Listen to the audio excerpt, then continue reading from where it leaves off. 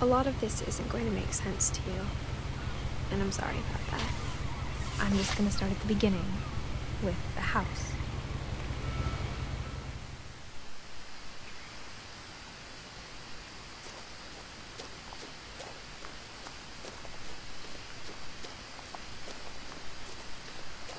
I lived here until I was 11, but I wasn't allowed inside half the rooms.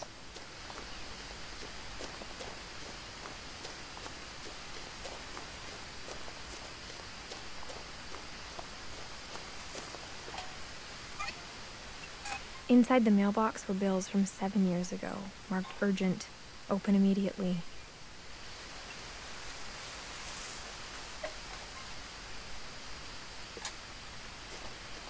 I hadn't been back since my brother Lewis's funeral.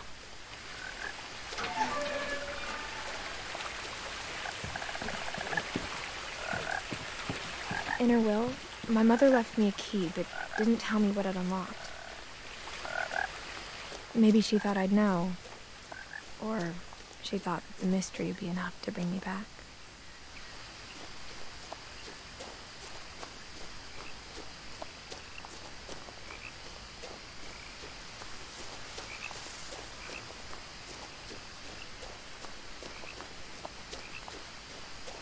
No one had driven this way in a long time, but I saw a few hoof prints.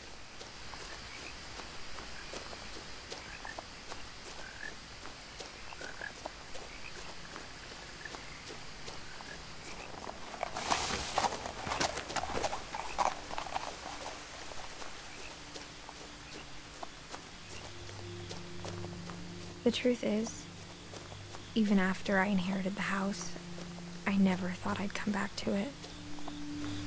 But now I had questions about my family that only the house knew the answers to.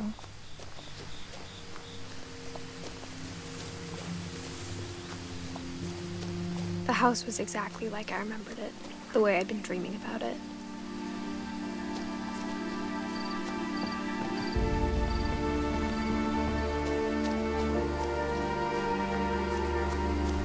As a child, the house made me uncomfortable in a way I couldn't put into words.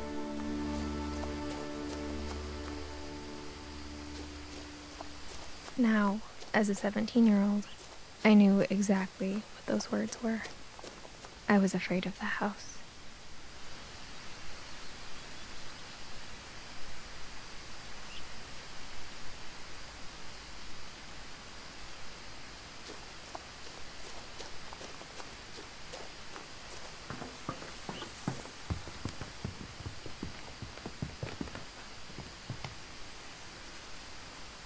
I hoped the key might unlock the front door.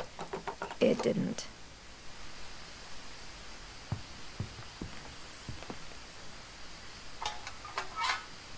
Looking in, I felt like the house itself had been waiting for me.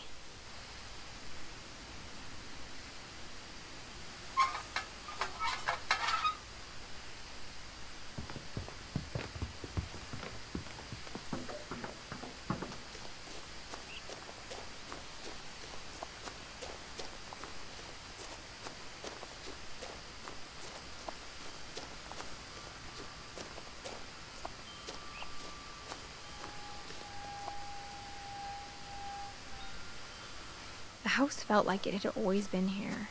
Even the swing set was older than my mother.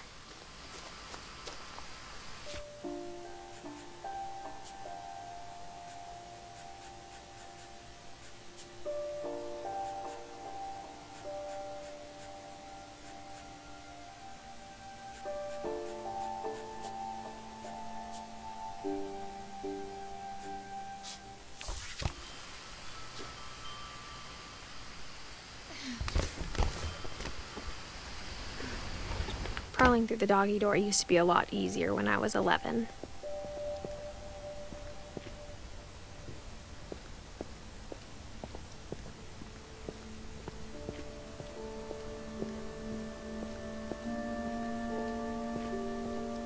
For the first time in years,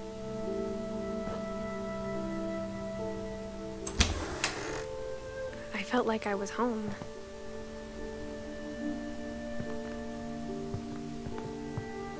But instead of a family, there were just memories of one. Like how after Louis started working at the cannery, we all got sick of eating salmon. Except our cat, Molly.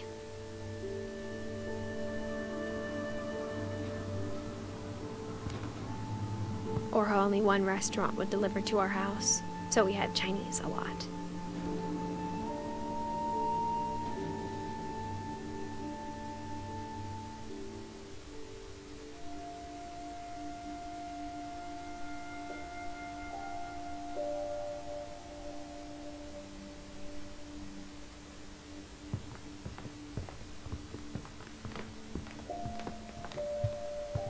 The table was still a wreck from the night we left.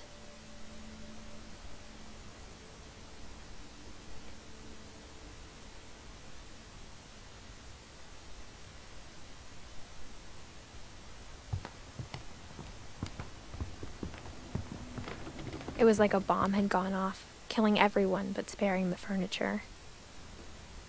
My mom was the only one of us who could imagine Great-Grandma Edie living in a nursing home.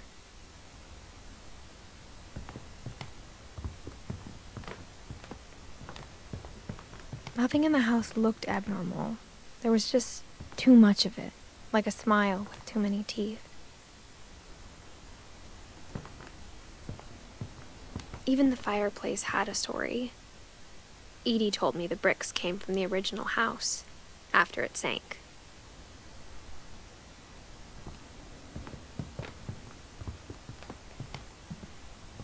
Mom always told me to stay out of the basement, so I wasn't too surprised when the key didn't fit.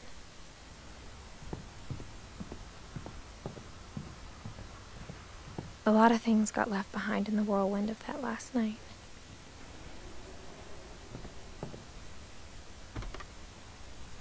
Edie told me once that every Finch who ever lived is buried somewhere in the library.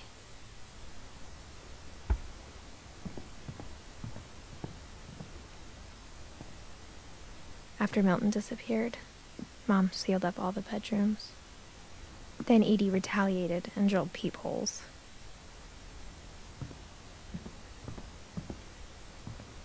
I spent a lot of time playing in Great Uncle Walter's room.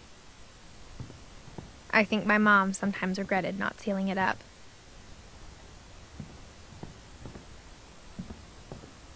Louis told me there were secret passages, but I never believed him.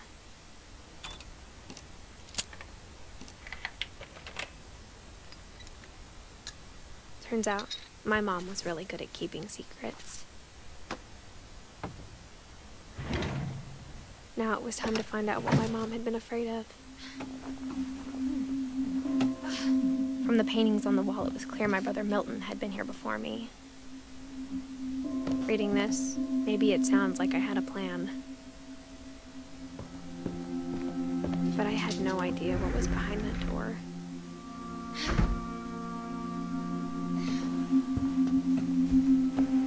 Just like I had no idea where all this was gonna lead.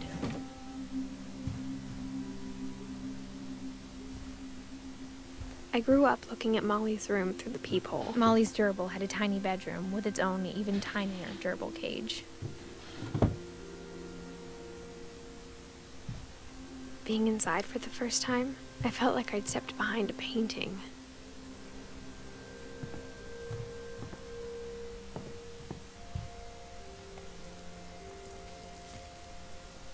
December 13th, 1947. Dear Diary, I'll be gone soon, but I wanted to tell somebody about what's gonna happen. It started when Mom sent me to bed without dinner. I woke up and I was starving, so I looked around for something to eat.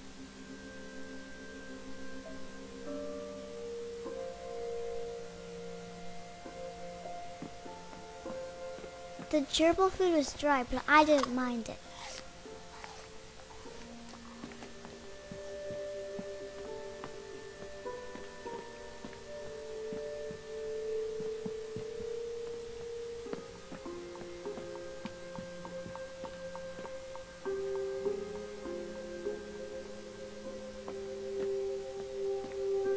My Halloween candy was all gone.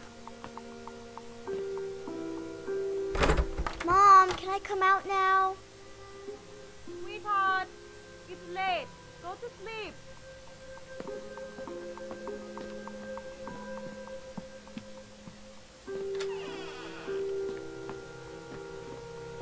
I kept eating and eating.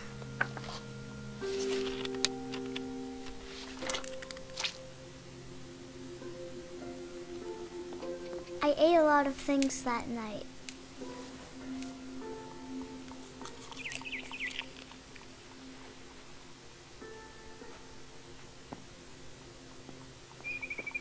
Then I heard chirping outside my window. It was a barn swallow going back to her nest. I reached out for her.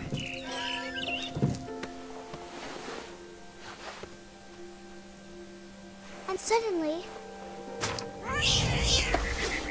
I was a cat.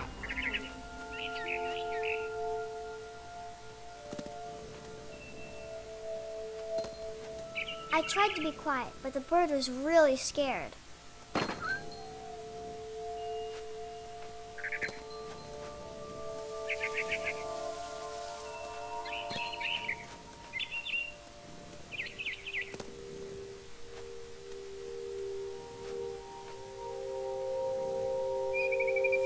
Mom and Dad didn't even look at me.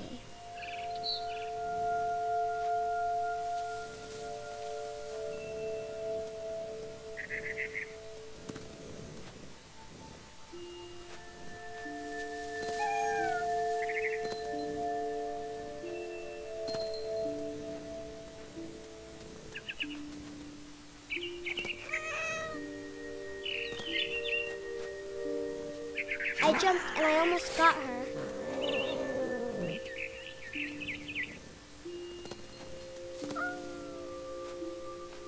I could tell she was getting really tired. Now I was up in the big tree. I promised Dad I wouldn't climb it anymore. All I cared about was eating that mama bird.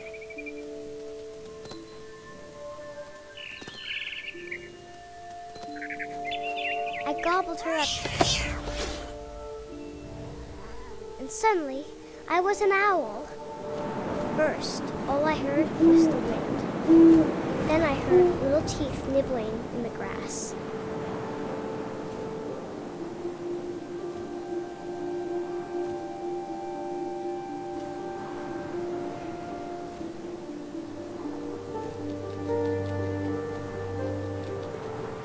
Rabbits.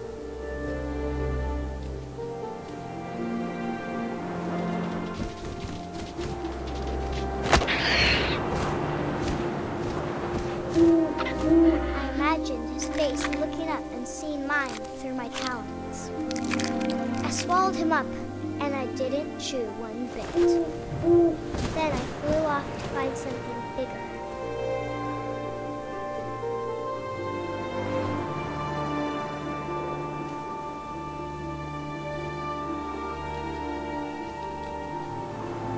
A mama rabbit.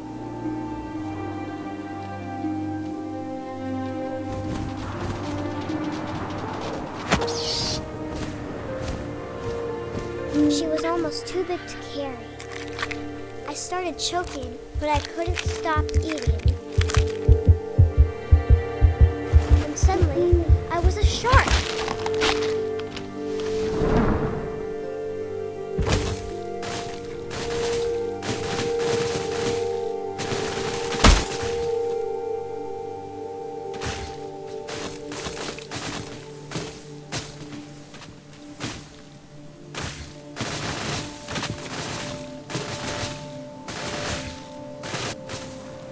I rolled off a cliff and into the ocean.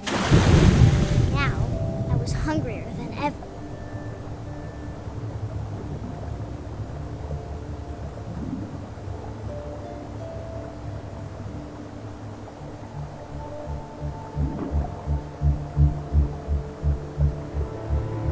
I wanted fat, juicy seals. I tore off her flipper, and it tasted really good.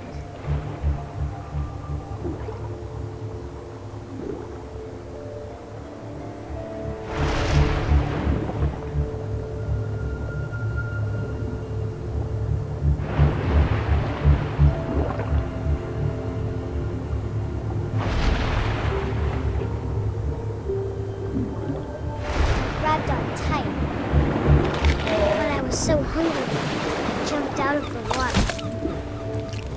opened my eyes, everything had changed.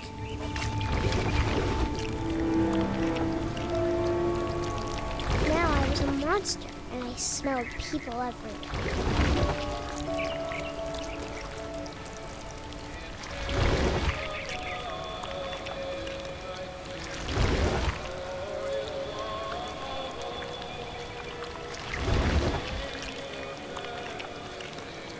I was big, and I moved real quiet.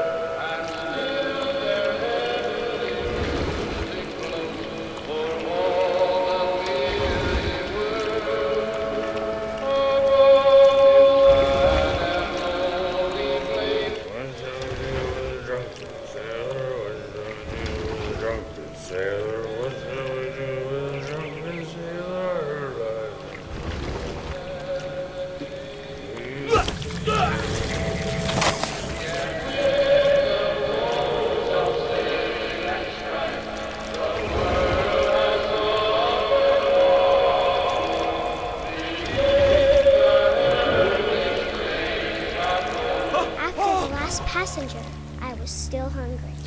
And across the water, I smelled something new. Something I had to have, so I swam towards it.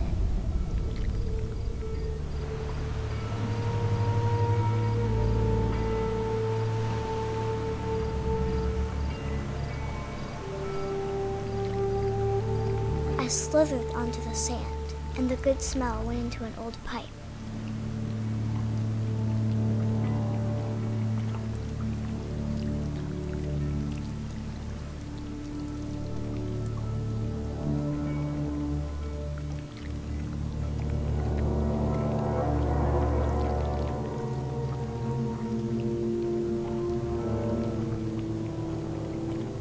I got closer and closer.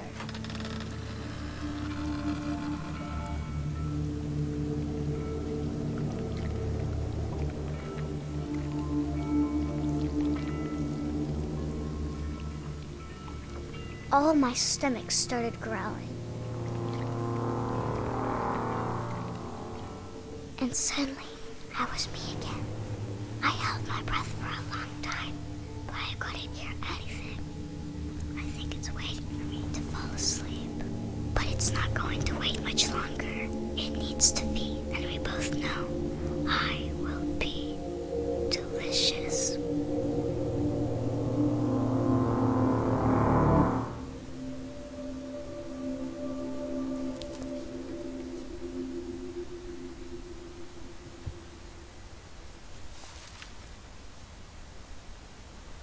I'm not sure if I believed all of that, but I'm sure Edie would have.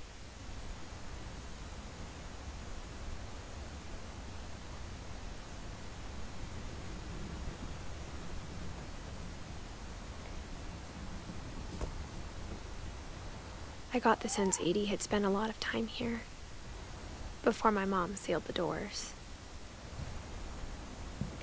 I can't describe it, but I felt like some part of Molly was still here.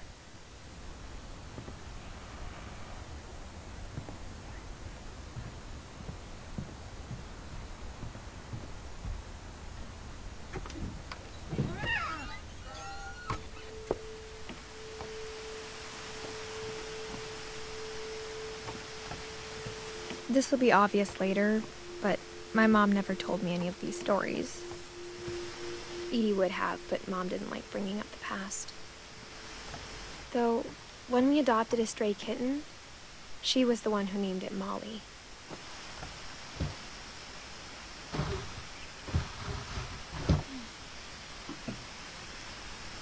I spent a lot of time in Great-Grandma Edie's room.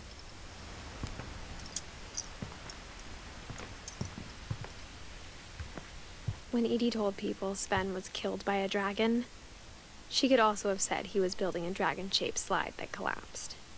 She could have, but she didn't.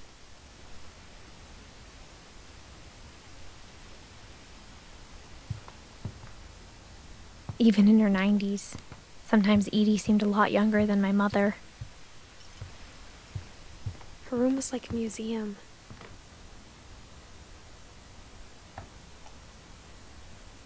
For 500 years, the Finches have been famous throughout Norway for their fortune and misfortune.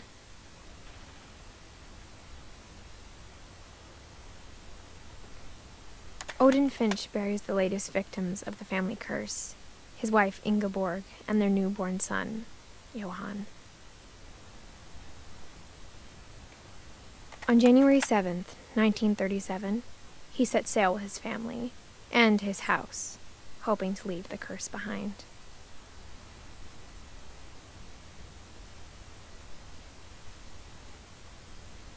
But 40-foot waves off the coast of Washington send the house and Odin to the bottom of the sea.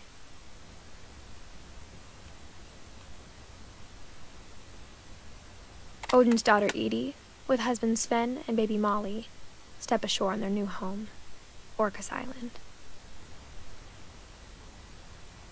Odin Finch is the first to be buried in the new family cemetery. His daughter Edie is already dreaming of a new Finch house.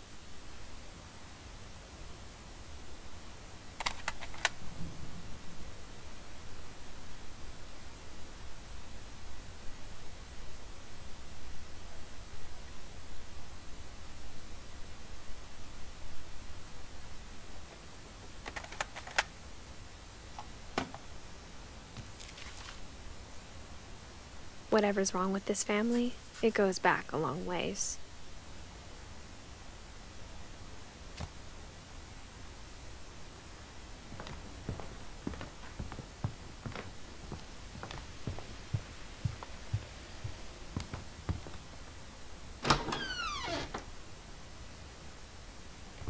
The only trace Grandpa Sam's first wife Kay left on the house was the pink bathroom.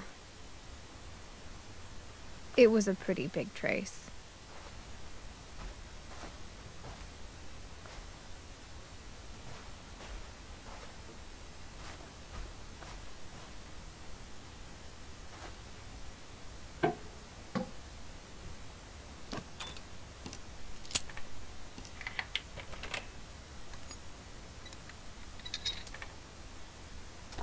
There's a secret in this bathroom. It's in the last place you would look. It isn't in the cupboard. It's hidden in this book.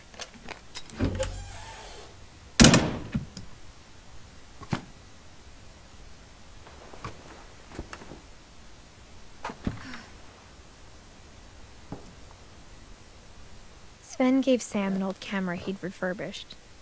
He never put it down.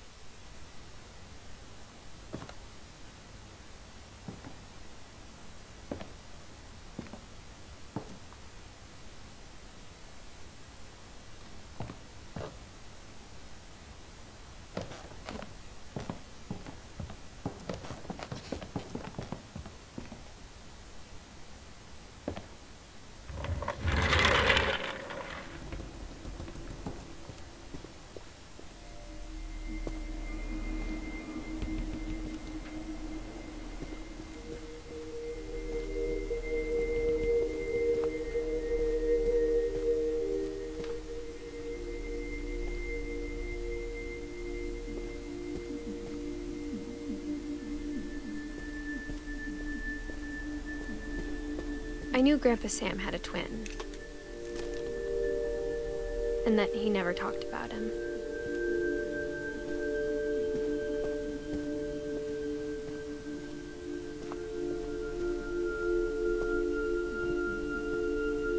I guess my grandpa didn't like history any more than my mom did.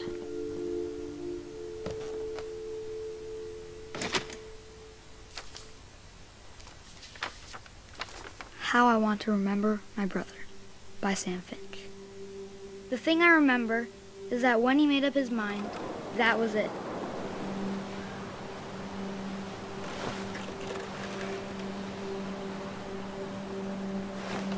My brother said he'd die before he ate another mushroom. And he did. At Barbara's funeral, we swore we'd never be afraid again.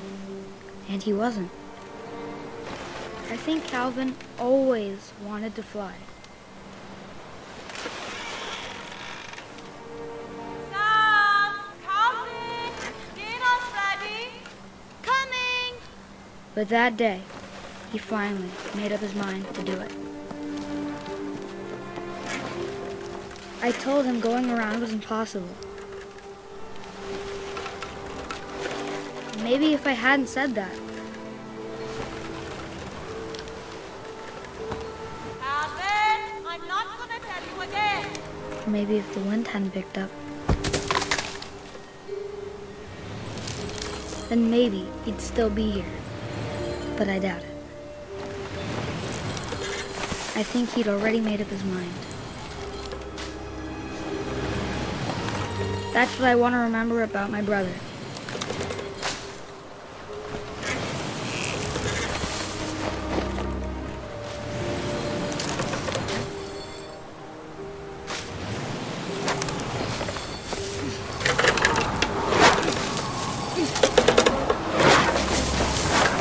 The day he made up his mind to fly. And he did.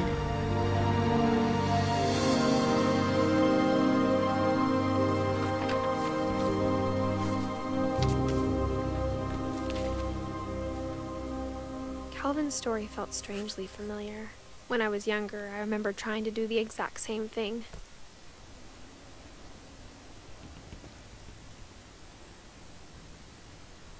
After the funeral, Edie roped off Calvin's half of the room.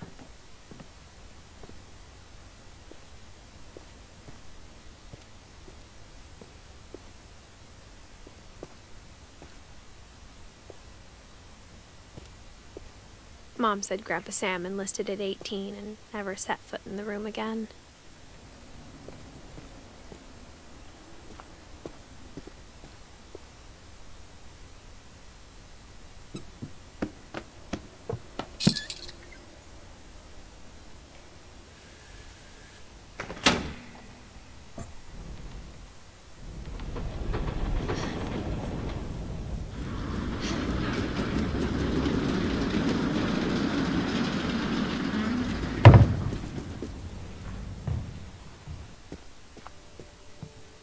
The passages were a pretty tight fit.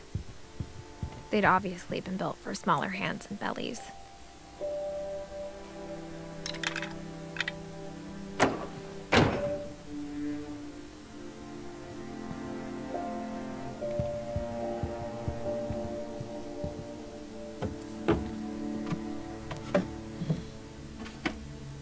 Growing up, I always thought of Barbara as a child star.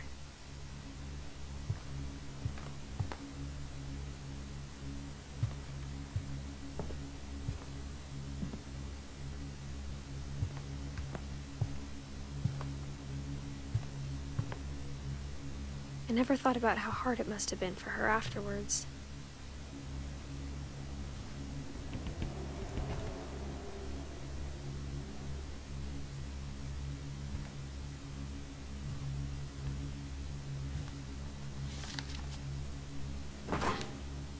Of all the stories people wrote about Barbara's death, I'm surprised Edie saved this one.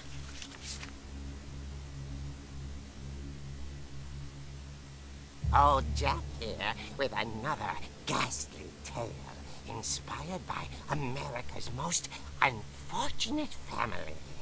I'm calling it The Surprise Ending of Barbara Finch.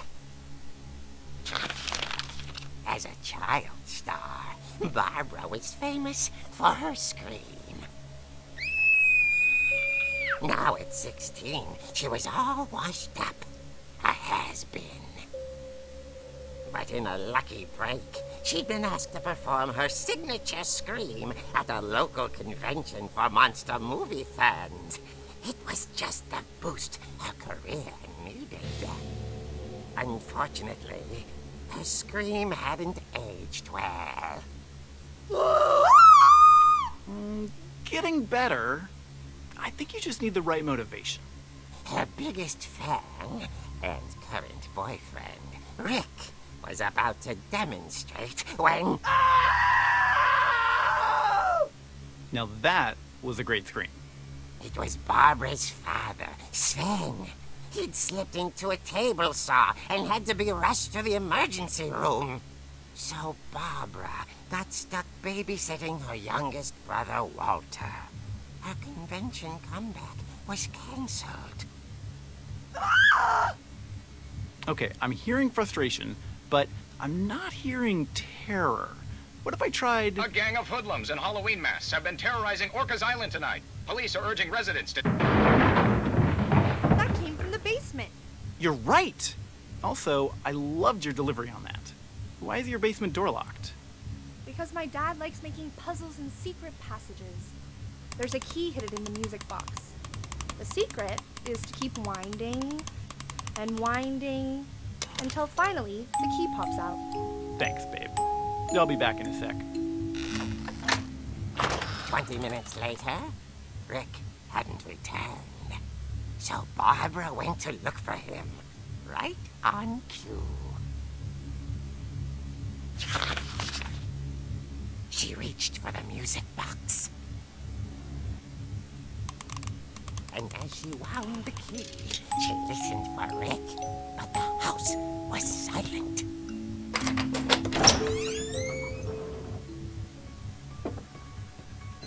Rick? Are you okay? This isn't funny. She found Rick's crutch and imagined the worst.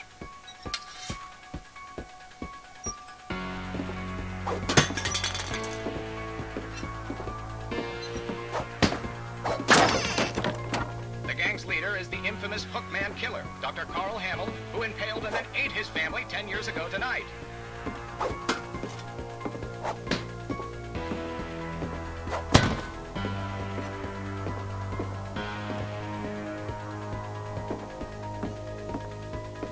The old fridge rattled and grew still.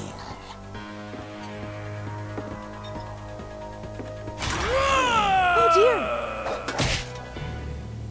Oh! Rick?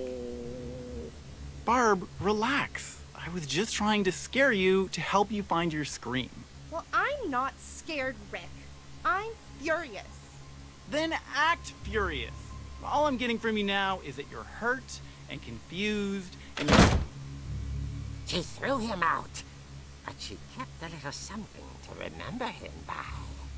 Barb, have you seen my other crutch? And she was still holding it when she fell asleep watching the late picture show. Hours later... Barbara! Walter, what's going on up there? Ah! Okay, I'm coming up, but if this is a trick, you're dead, Walter.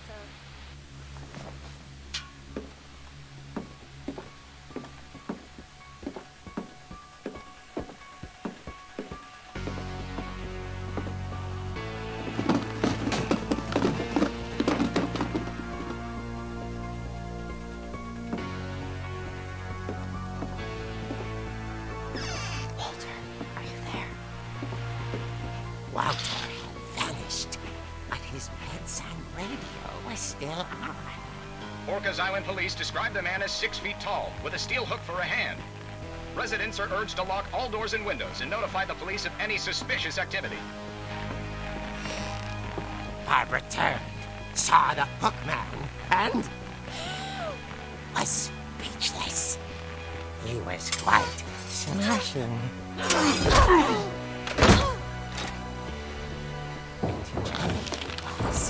He couldn't get enough of Barbara.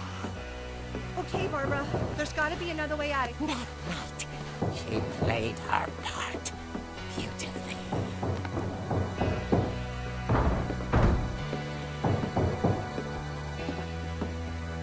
Molly's door hadn't been opened in years. The hinges groaned.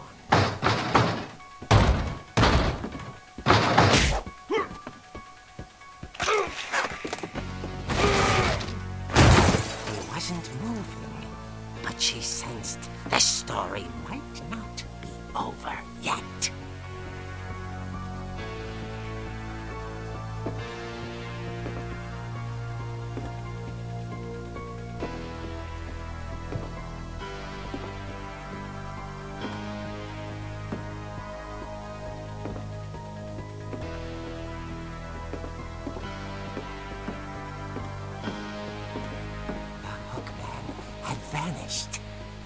listened for his breathing, but all she heard was...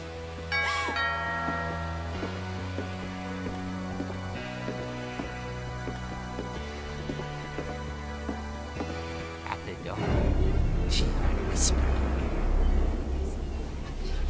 It was coming from inside the house.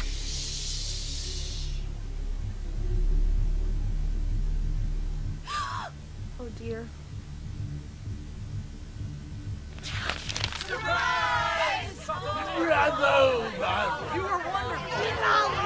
The monsters had come to surprise her. For Barbara, it was a dream come true. Then she saw what kind of monsters they were, and she realized what was about to happen. She was going to be famous. And with her final breath, Barbara Finch gave the performance of her life.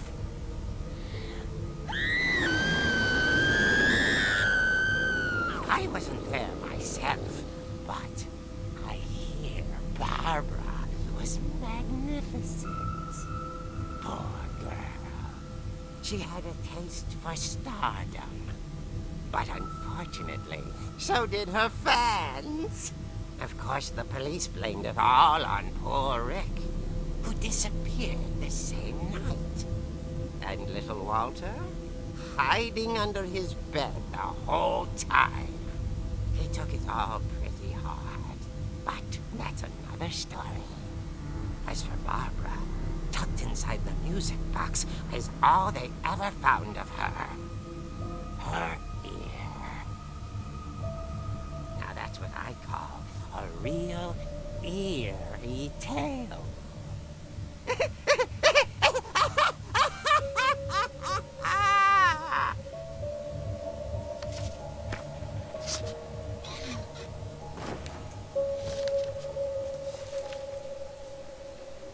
Edie told me all Barbara wanted was to be remembered, as absurd as that comic was.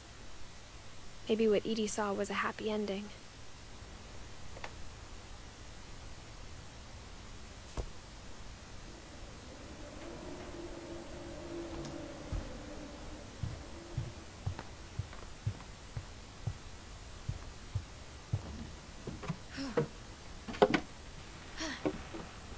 I guess now I know why Mom didn't like me playing with the music box.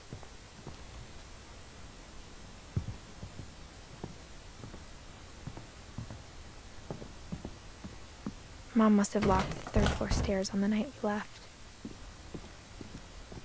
Whenever people ask me about my family, the first thing they always want to know about is Barbara.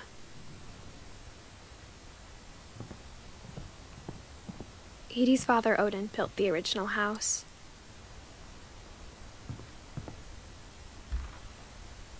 Barbara was a child star for 2 years, until America grew out of it.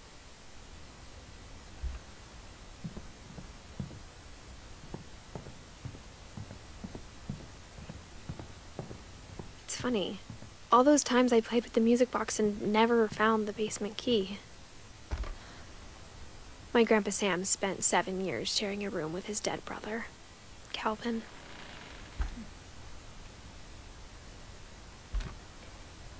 As a kid, I just assumed every house had peepholes and sealed rooms you weren't allowed inside of.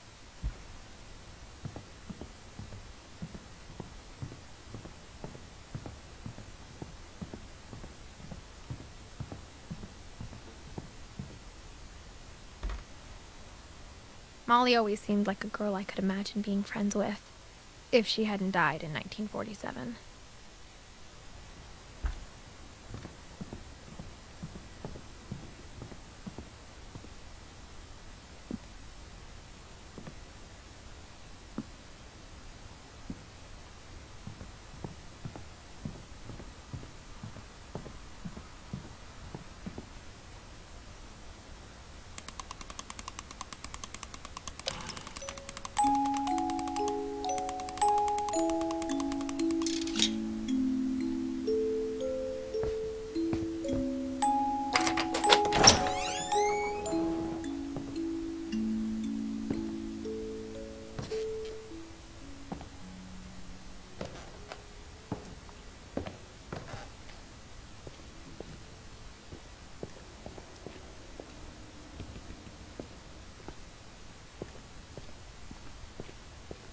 Mom said the basement was off limits, unless I wanted another tetanus shot.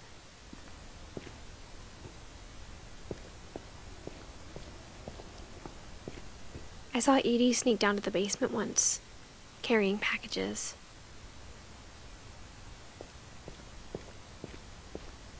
I thought maybe she was hiding presents.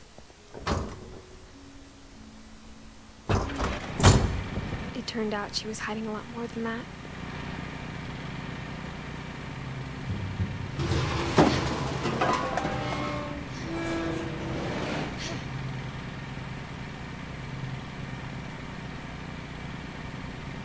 I remember asking Mom once about where Walter had gone.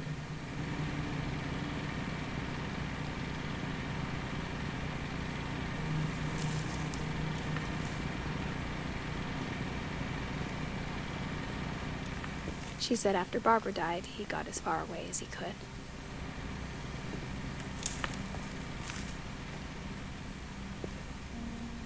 If there's a pattern in all these stories,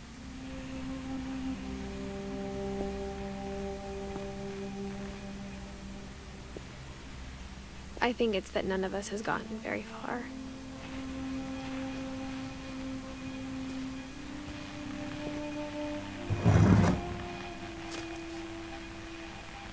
Goodbye, everyone. I can't believe I've been down here for 30 years. On that first day, after the shaking started, I didn't think I'd survive a week.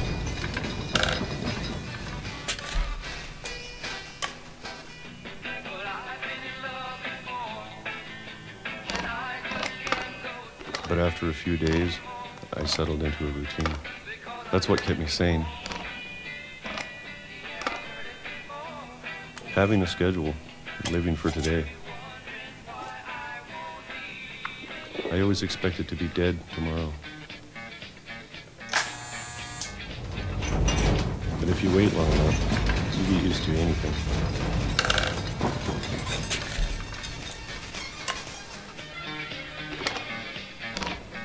Even a monster on the other side of the door starts to feel normal. Almost friendly.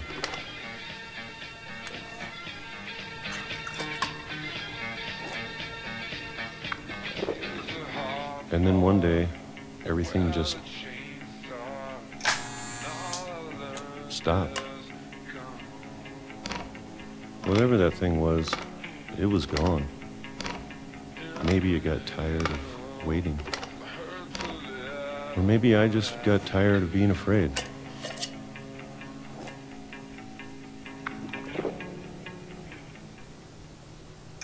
It's been a week now, the longest in 30 years.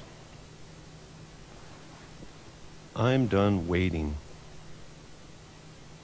I have to leave while I still can.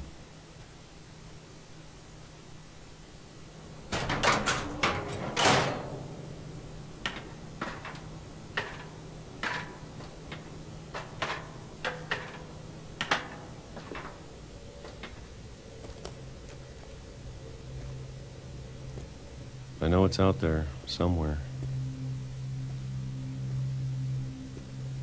Whatever killed Barbara and Molly and Calvin. Maybe this is all a mistake. But I need to stop living the same day, even if it kills me.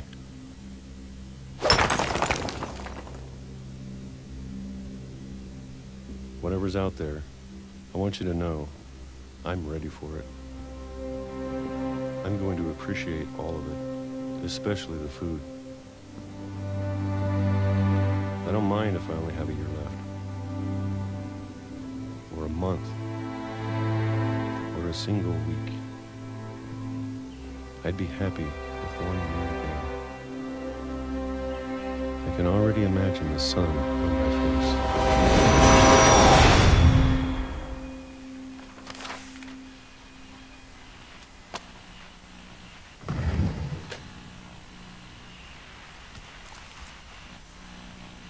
Walter died when I was 6. I can't believe my mom never told me he was down here.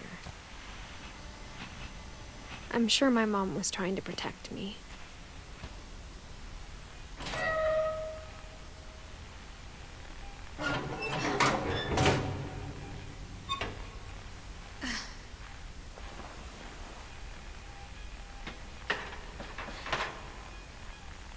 Maybe she was afraid I'd end up like Walter.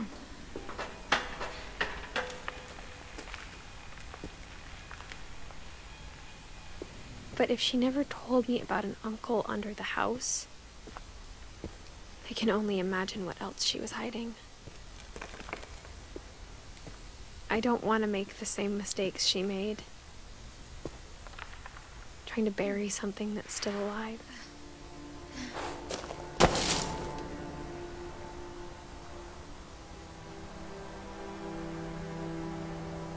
Now that there's only one of us left, or maybe two, I thought it was time I heard the stories for myself and found out what happened to everyone else. But now I'm worried the stories themselves might be the problem. Maybe we believed so much in a family curse, we made it real.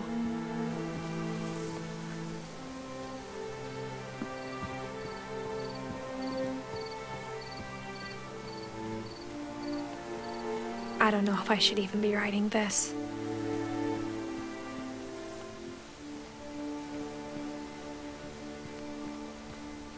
Maybe it'd be better if all this just died with me.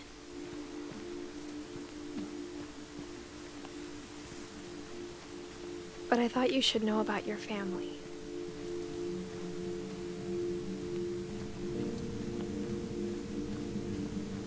And the history you're a part of. Though to be honest, I feel as lost as you probably do right now.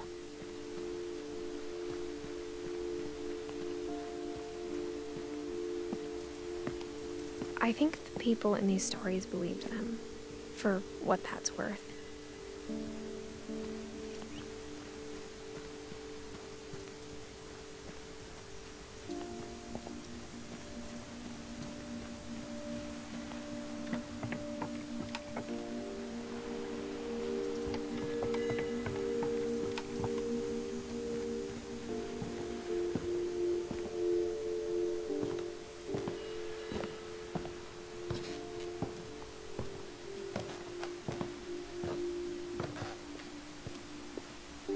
And when you look at the house, that history of imagination and stubbornness and madness, any of it seems possible.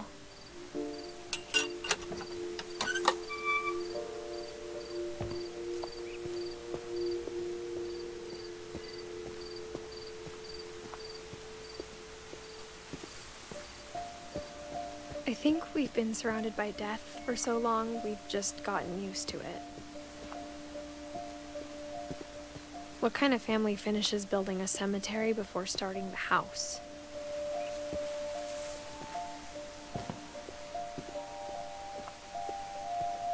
It's embarrassing for me to admit this, but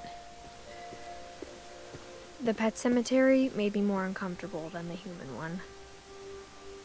3 of the gerbils are mine, and 2 had been my fault.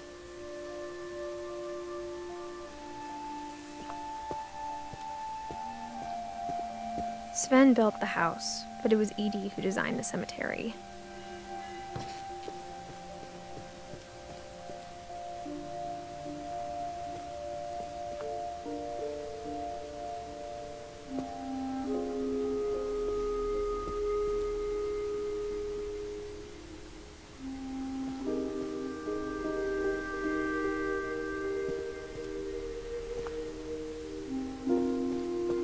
I'm sure Odin's monument had been Edie's idea. My mom was always trying to move on, but for Edie, the past never went away.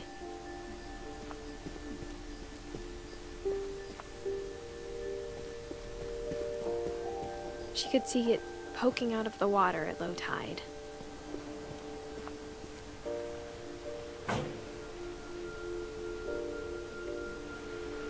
Edie said she dreamed about the old house every night.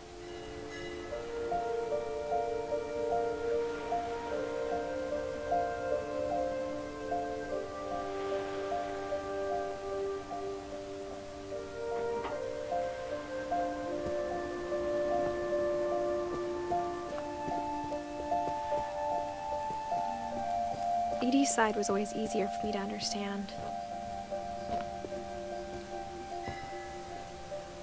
But the older I get, the more I can see where my mom was coming from. Her dad had been pretty strict, but it wasn't enough to save her brothers. She was just trying to do better.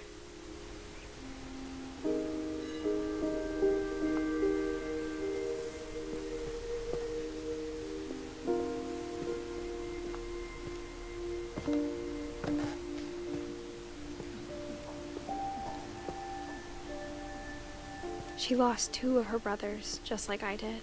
I get why she tried so hard to protect us.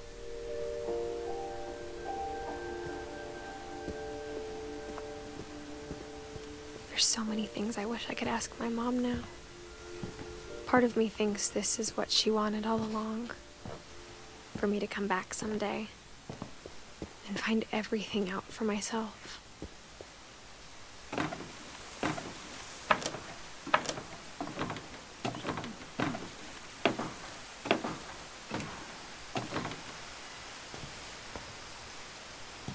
But looking back on it now, if she told me there was going to be so much climbing, I never would have come when I was 22 weeks pregnant.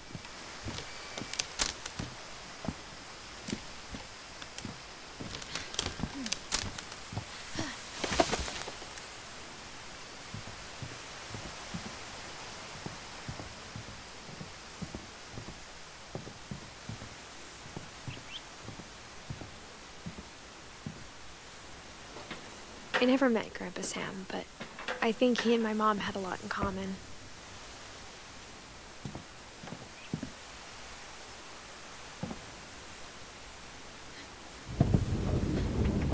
They were both pretty intense.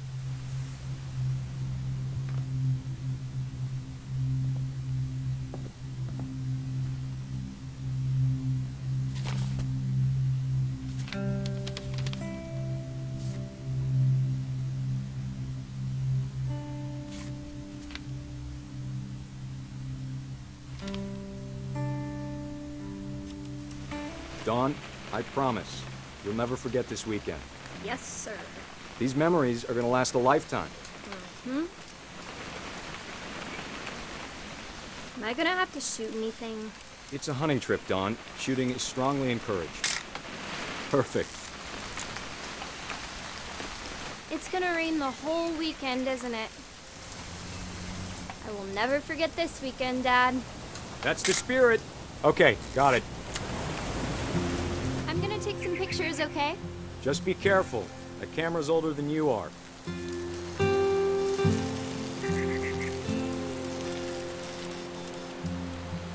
Definitely should not have drunk all that coffee. Hey! That's a keeper. I'm just saying, I'm not always gonna be here, Dawn. You'll need to remember this stuff, if you want to survive. I'll be fine, Dad. You know who else thought he was gonna be fine? Some guy who died. Dawn, I'm being serious. I know, Dad. You're always serious. Doesn't being out here make you want to chill out? Well, to tell you the truth, I haven't been out here in 20 years. Dawn, don't you think you could find something more interesting to photograph? Last time I was with my brother Calvin. Man, that was a great trip. Your grandpa Sven taught us how to fish, how to build a fire. Dad! Good eyes, Dawn. Before you take the shot, let me get a picture of it.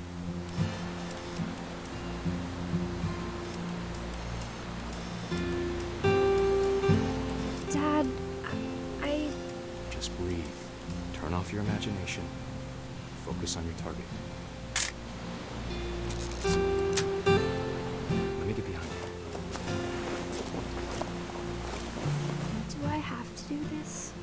Dawn, you don't have to do anything.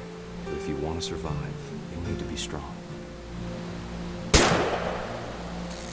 Great shot, Dawn!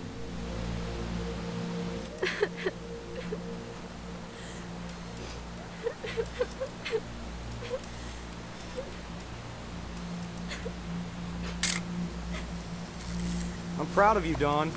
Always remember that, okay?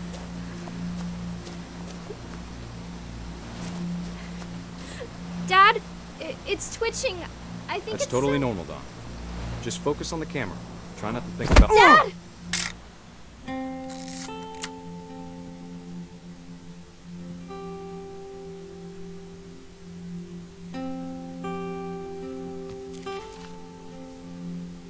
Of all these stories, that's the one I wish most that my mom had told me.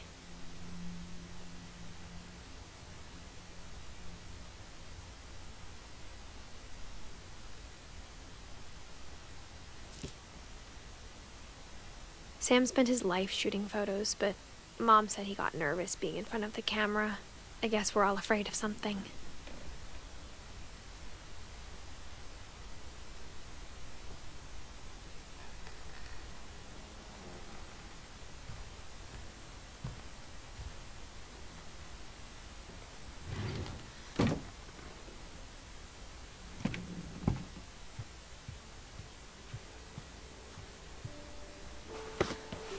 After Sam died, my mom and Edie got really close. They'd both lost a lot.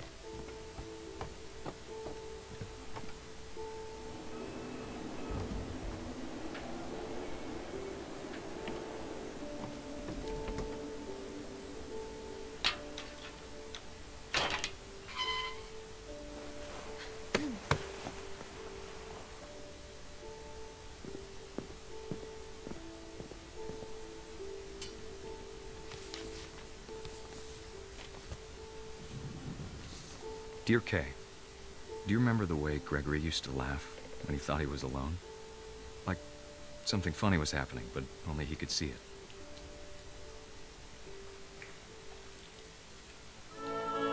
I think he saw things the rest of us don't.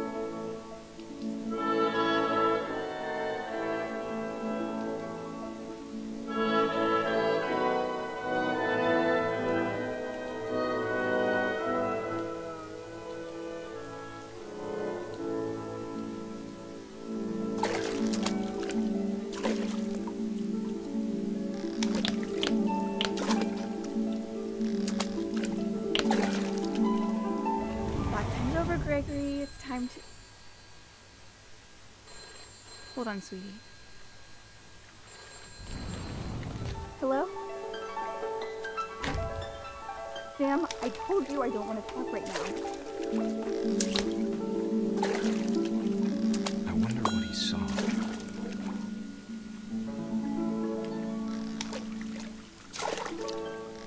What his world was like.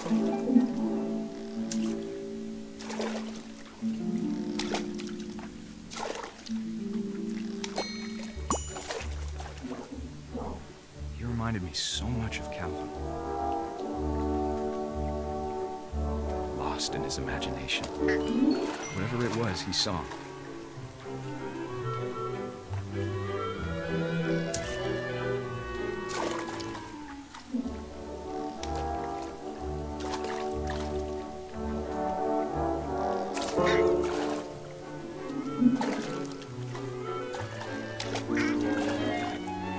It sure made him happy.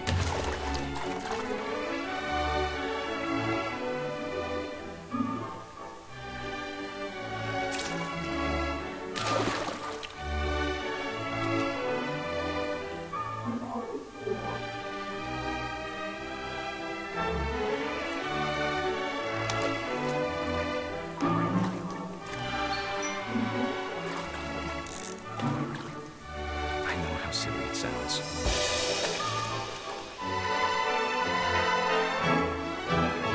That I worried about a baby being too happy. But I could feel him slipping away. Sorry about that, Gregory. I know you did everything you could. Maybe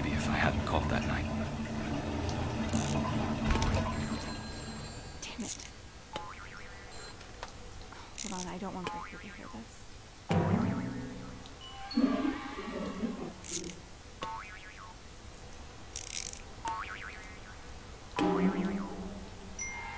I wish he could have told us about the world he saw.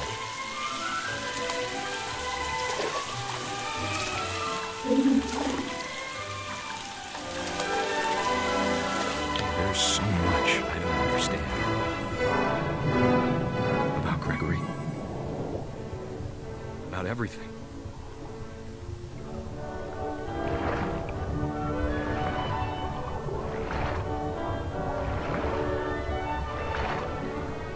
But I know what happened wasn't your fault.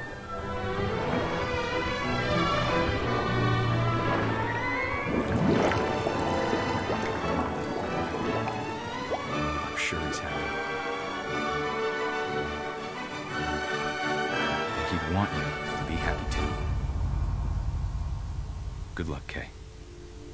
Love, Sam.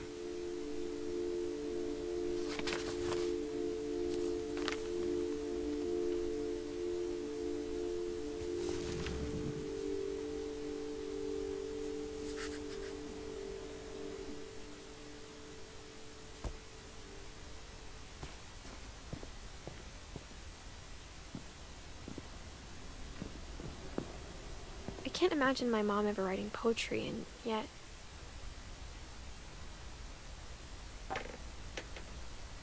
A poem for Gus, who always said the wedding was a bad idea.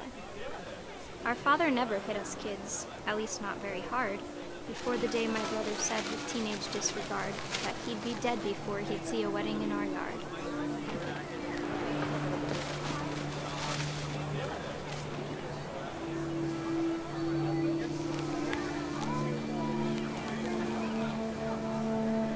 My father made him come, of course, but Gus stood far apart, just flew his kite and bottled up the storm inside his heart.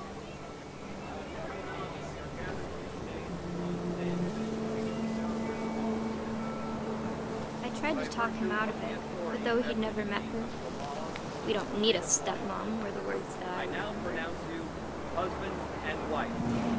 You may kiss the bride.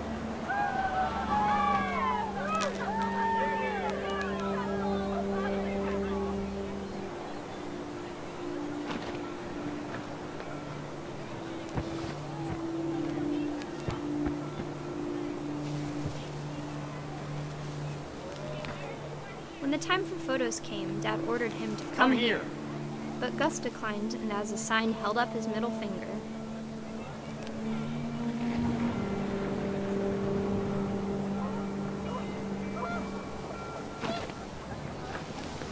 The wind picked up, and panicked geese appeared and quickly went. But all the humans did that day was go inside the tent.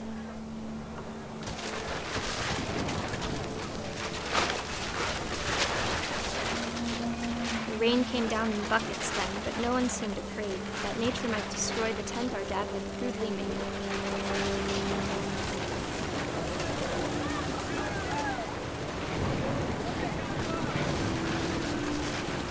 The thunder sounded much too close and full of angry power. And all my father said to this was, "Make the music louder."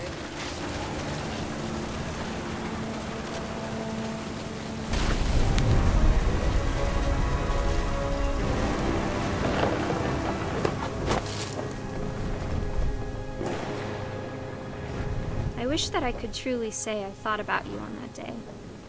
Out there on the beach alone, just you, the wind, the sea and foam. But I didn't, until we found you.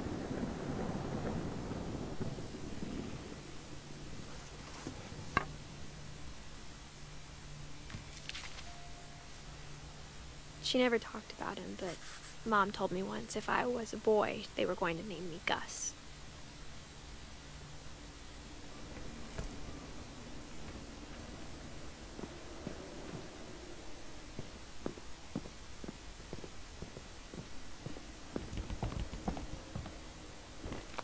My mom moved up to the loft after her brothers died.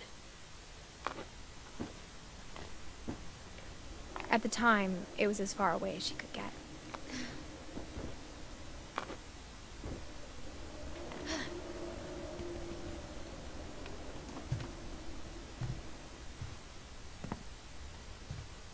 She spent a summer building houses in Calcutta, where she met my dad, Sanjay.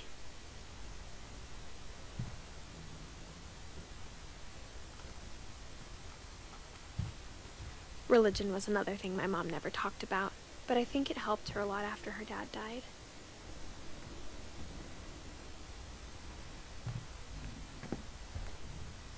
My mom moved to India a week after graduation and got a job teaching English. Louis was born a year later.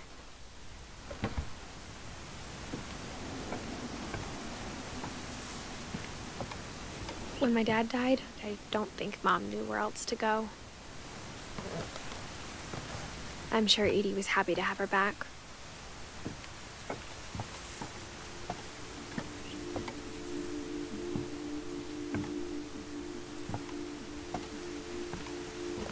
The house had to get a little bigger, but Edie was used to that.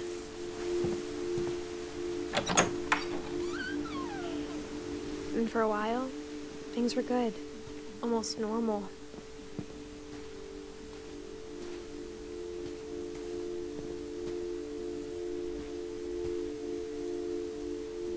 But it didn't last.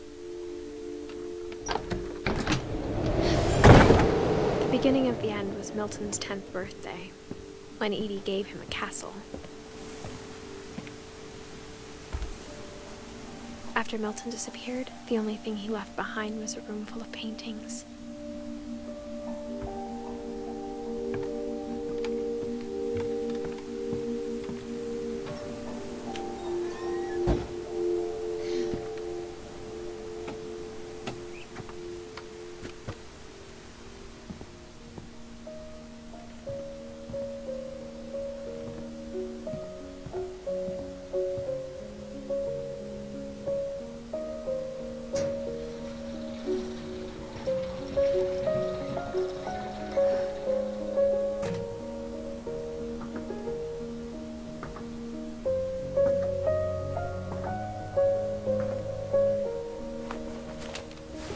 Milton Finch in The Magic Paintbrush.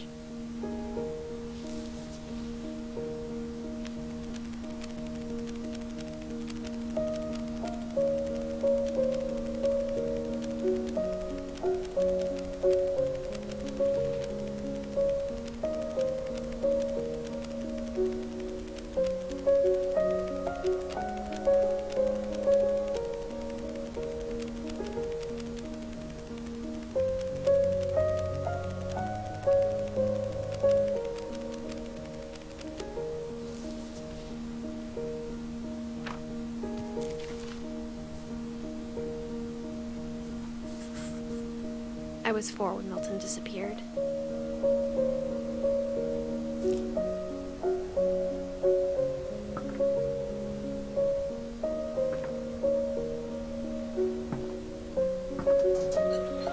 Mom spent months searching for my brother. Then she sealed the doors.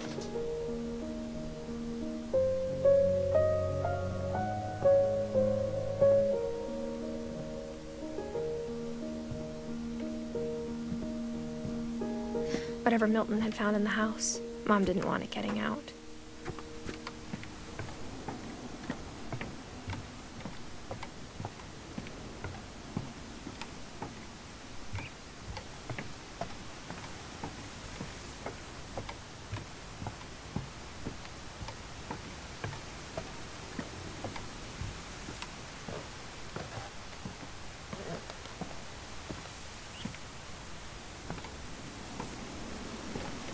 Mom definitely blamed Edie, but I think Louis blamed himself.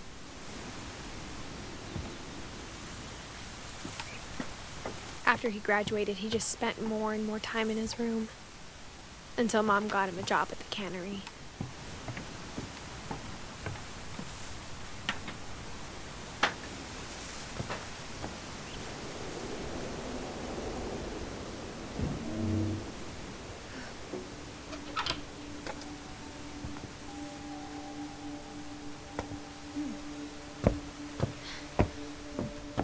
Louis's room smelled very, very familiar. That part of him lived on.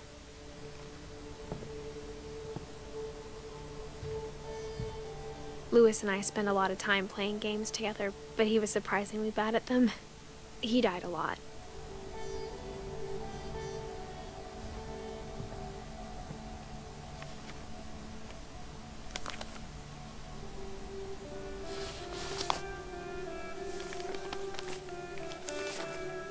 Dear Mrs. Finch, as Louis's psychiatrist, I can understand your desire for an explanation.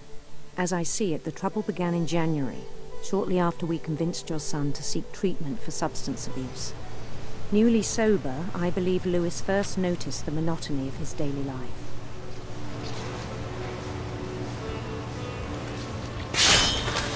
He kept working at the cannery,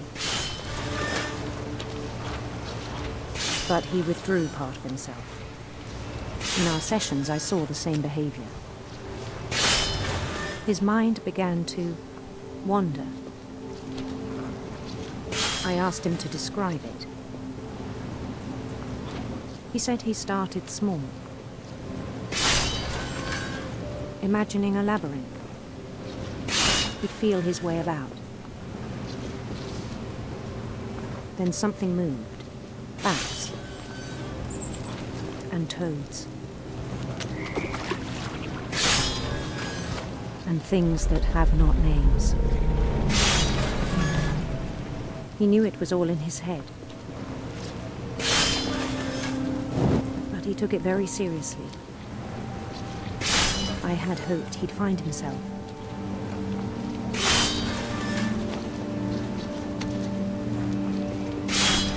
But he found something more. I worried about him then. Daydreaming at the cannery. I spoke with his boss. But he said Louis had become a model employee. Methodical, tireless, focused. Like a whole new Louis. So I let him go on.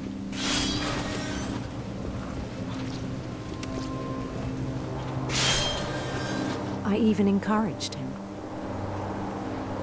It seemed very promising at first. He told me he'd made a new friend.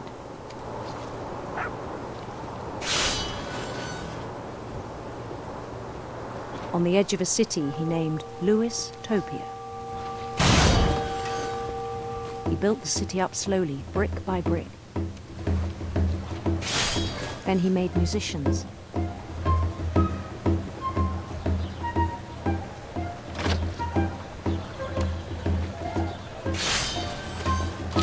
And songs for them to play.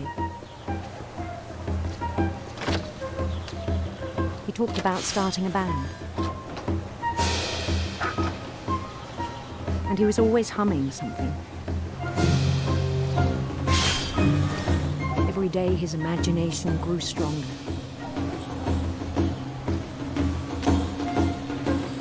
He no longer spoke at the cannery.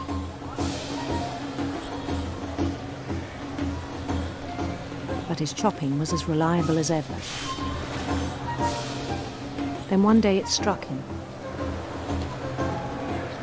that all the cheering crowds, even the stones under his feet, were all in his imagination, so he could do whatever he wished.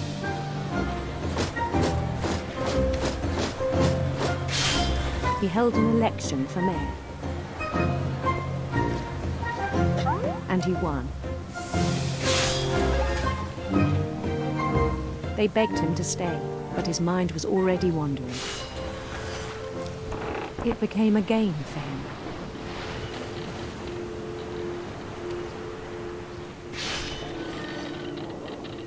He'd conquer a city, then immediately push on. New Louisville.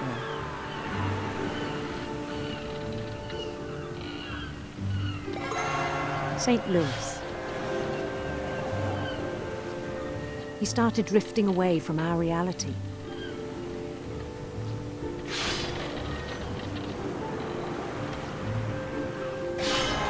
Minneapolis, until one day he forgot to go home from the cannery.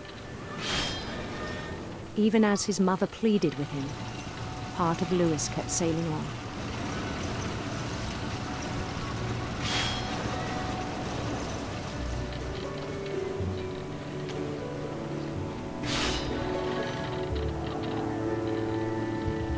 In Lewisburg, he heard rumors of a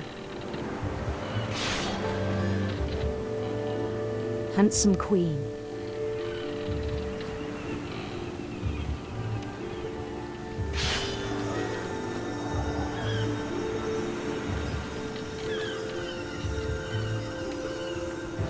The queen was on her own quest for radiant rainbows.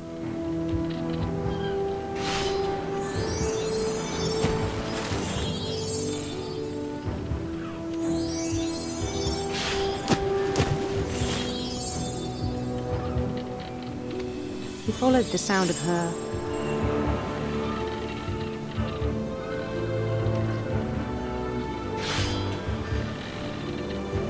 silver harp.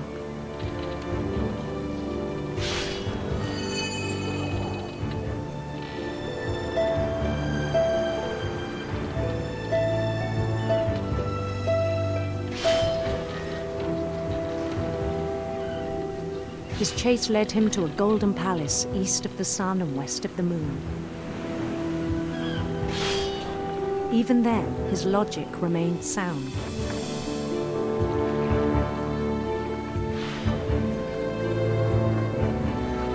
He knew the world was all in his imagination.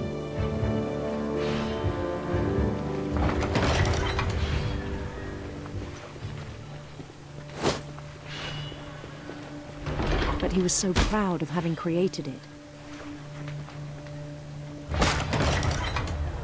In his own eyes, he'd become something greater than a king.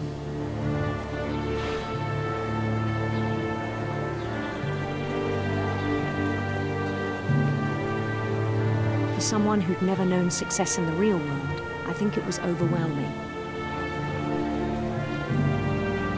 And then it struck him that the real Lewis was not the one chopping salmon, but the one climbing the steps of a golden palace.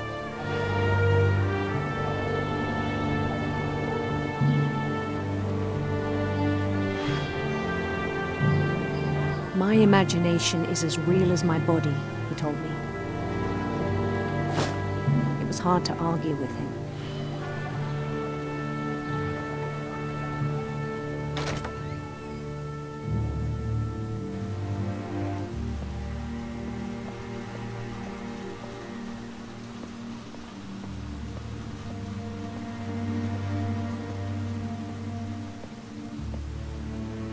Began to forget the world we know.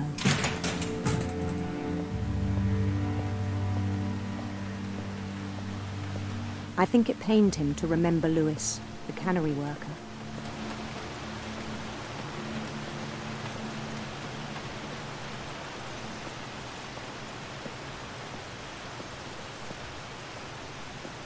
He began to despise the man with a royal contempt.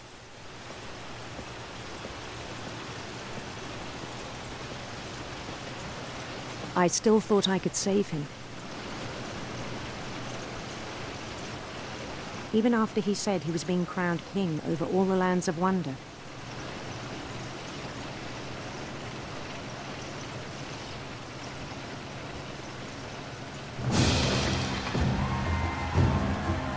The palace would be packed with his companions.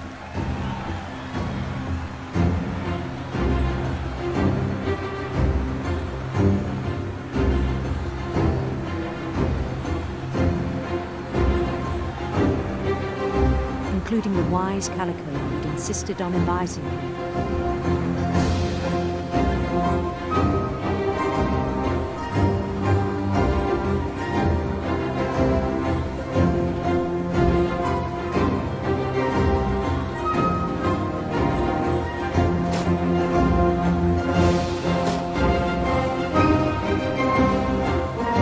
His queen waited, holding his crown.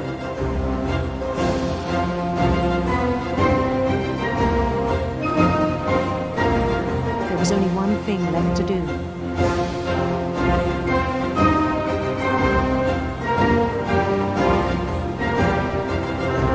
bend down his head.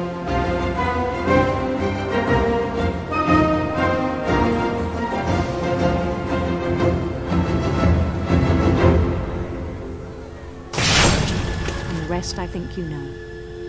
Mrs. Finch, your son was a kind man who will be missed by all of us who knew him.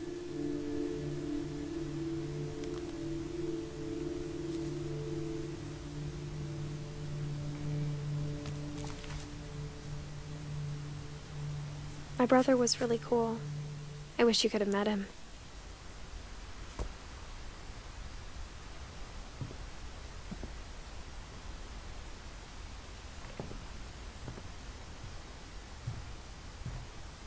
He was so proud of being Indian. I think for him, it was a way to be something other than just a Finch.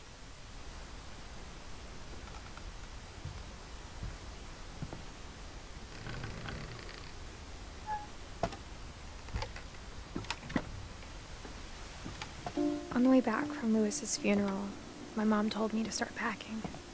She waited until the day before we left to tell Edie. I'm not sure if she wanted to make it easier or harder.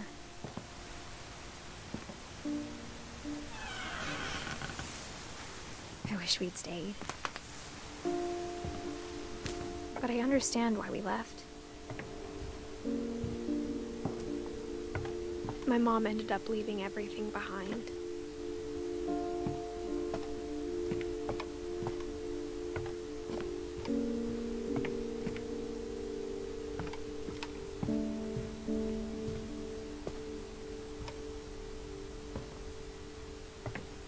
What happened that night had been coming for a long time. Maybe it should have come sooner.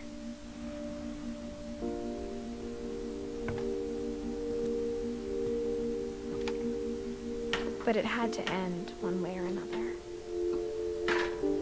All that's left now is to tell you about that last night.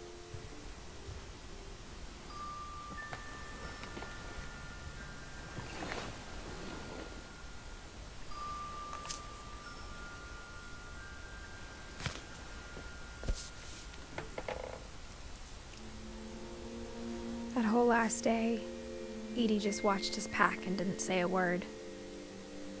Until supper, when she raised her glass and said, "To our final night together, and all our final nights apart." Grandma, you know what I said about alcohol. Some of your medications are very Edith, specific. I left a present for you in the hallway. Why don't you go open it? The grown-ups have to argue now. I'm sorry, you're right. We're all leaving tomorrow. Let's just enjoy our last... I'm not leaving. Edith, you're excused.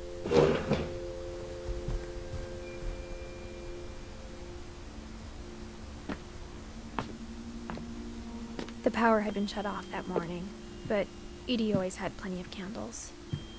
When my mom sealed the library, I don't think she knew about the other entrance, or that Edie had a key to it.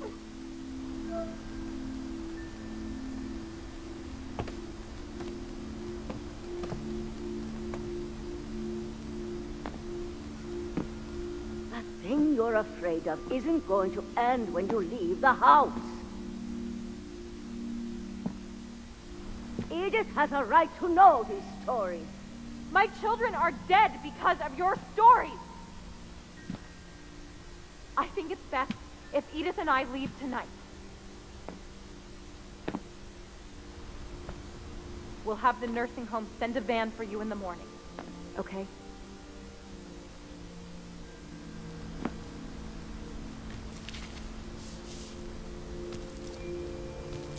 Dear Edith, there's so many stories I wish I could tell you, but there's only time for one. This is about what happened on the night you were born. That night, the tide went way, way out. It was the first and last time I ever saw the old house aground. There'd been an earthquake out in the middle of the ocean.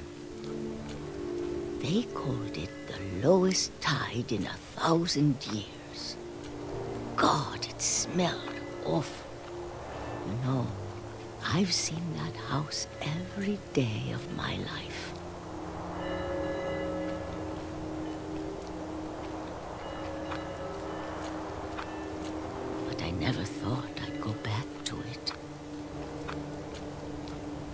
when the fog rolled in, I lost my way.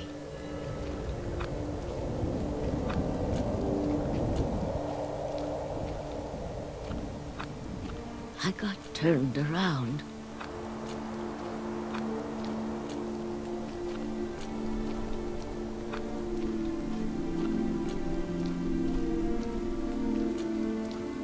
For a while, I wandered.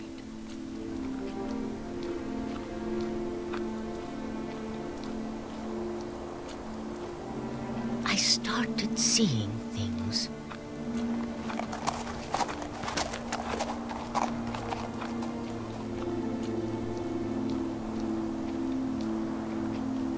Things I'd forgotten had ever existed.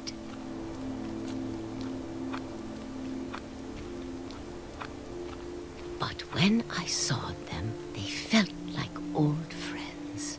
That night, a lot of things came back to me.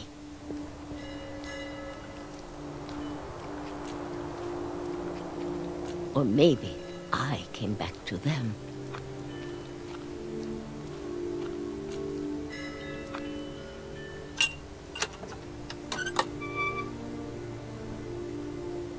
Things I can't explain, but that I need you to try and... Edith, what are you doing in here? It's mine. Edith! Mom, you're gonna rip it! Let go!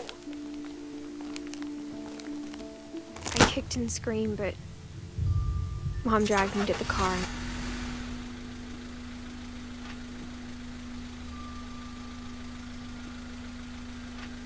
I never saw Great-Grandma Edie again.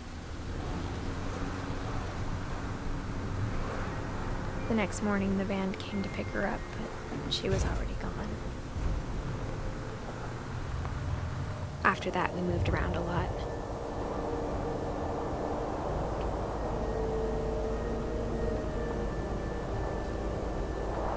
We both tried to make the best of it.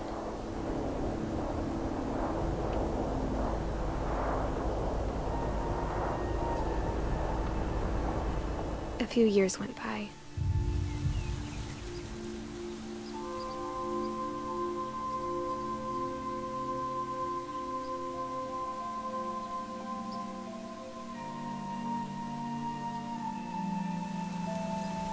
My mom didn't like to talk about it, but she started getting sick a lot. The rest happened pretty quickly. She got better for a while, and then she didn't. And then I was alone.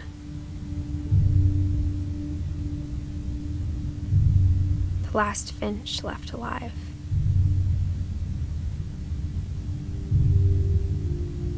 Until I found out about you. I'm still not sure what to tell you about all this. If we lived forever, maybe we'd have time to understand things. But as it is, I think the best we can do is try to open our eyes. And appreciate how strange and brief all of this is.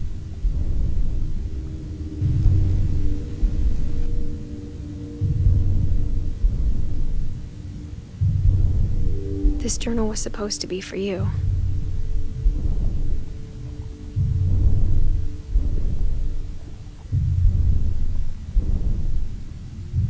But now I hope you'll never see it. I just want to meet you and tell you all these stories myself. But I guess if you're reading this now, things didn't work out that way.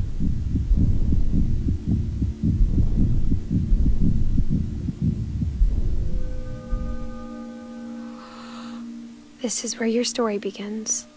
I'm sorry I won't be there to see it. It's a lot to ask, but I don't want you to be sad that I'm gone. I want you to be amazed that any of us ever had a chance to be here at all. Good luck.